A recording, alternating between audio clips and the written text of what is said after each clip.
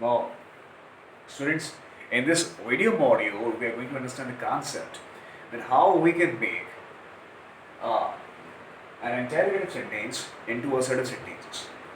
Alright, the interrogative sentences are those sentences which are written asking questions.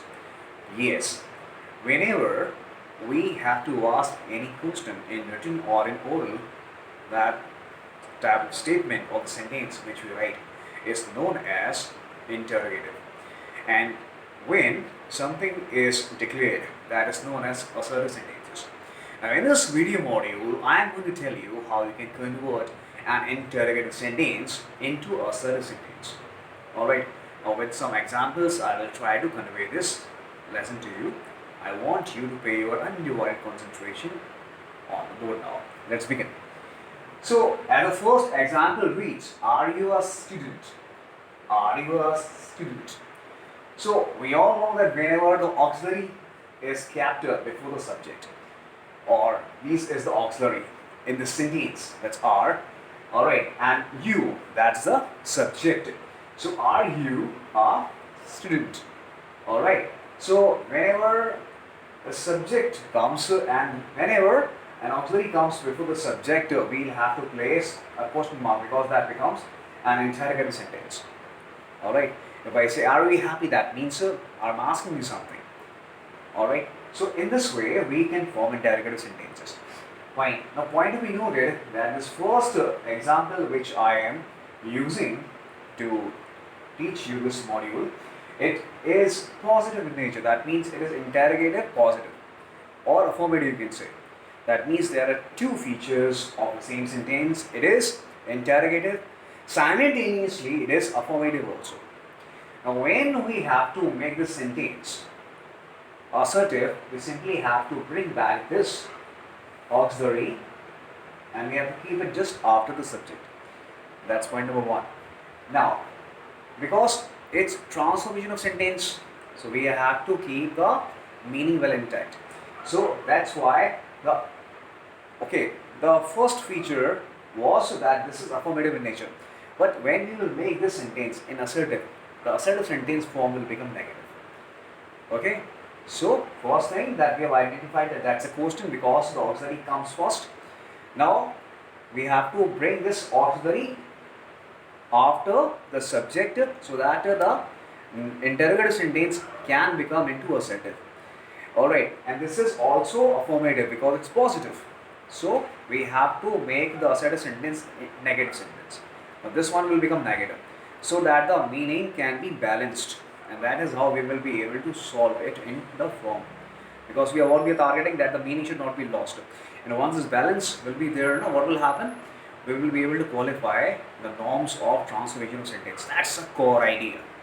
That's a basic idea. If you are able to give that type of equilibrium between these two sentences, you will be able to write your answers properly, that too with the reference of grammatical truths. Exactly the same thing is going to happen over here.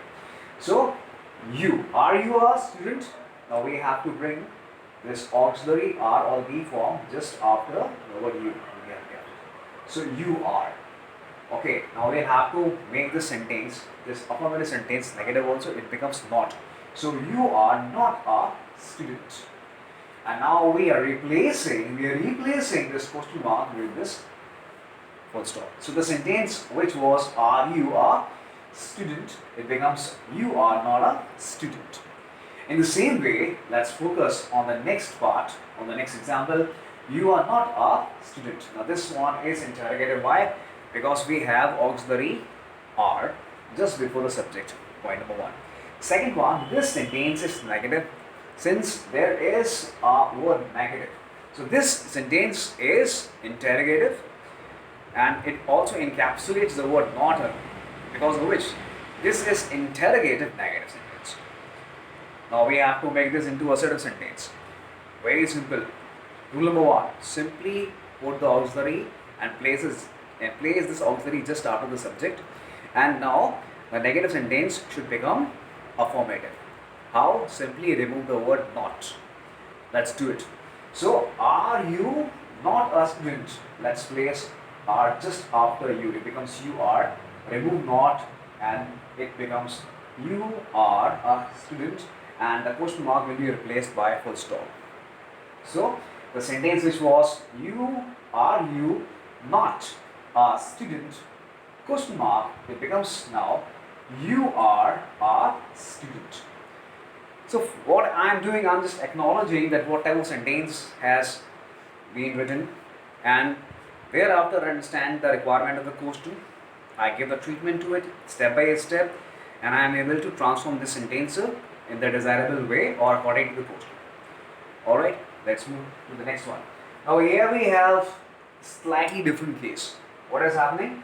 That we have who does not know him. Now this sentence is interrogative, and this time starting with the word who. Okay, and it is also negative.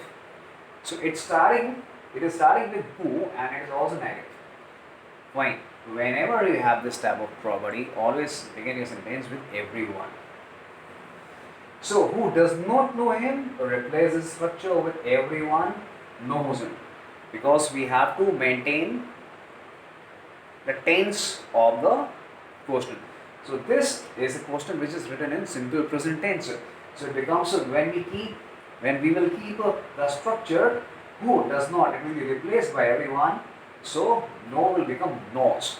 Okay, knows, because everyone is considered to be in single noun. So everyone knows him. Now question mark will be replaced with a full stop. So the sentence which was who does not know him, it becomes everyone knows him. Who has not heard it? So replace it, everyone has heard it. Okay. Now who has seen the wind? If now this one is starting with who, but this one is affirmative in nature. So you start writing is this sentence with no one. Okay. So who has seen the wind? It becomes no one has seen the wind. This sentence is written in present perfect tense. So we are keeping the same tense well intact. We are not replacing this tense with any other tense. So the sentence who has seen the world, since it's starting with who, and it is affirmative in nature, so we will start with no one. So it becomes no one, that will be the subject. No one has seen the wind, and this question mark will be replaced by a full stop. So it becomes no one has seen the wind. In the same manner, who can do it? Since it is affirmative, who can do this? Because there is no word like no or not. So it's affirmative, and it starts with who. So it will now, we have to use a modal verb can along with the main verb do, and that will be the object it, and this time there will be the subject no one. So it becomes no one can do it. No one can do it, and this question mark is replaced with a full stop. Alright. Using this simple technique, you can always procure amazing marks in the board examination. Remember the thumb rule of transformation of sentence. The meaning should be well intact. Whatever the sentence has been given to us, follow some grammatical rules, understand the property, go ahead, and you got the answer. Bless you all.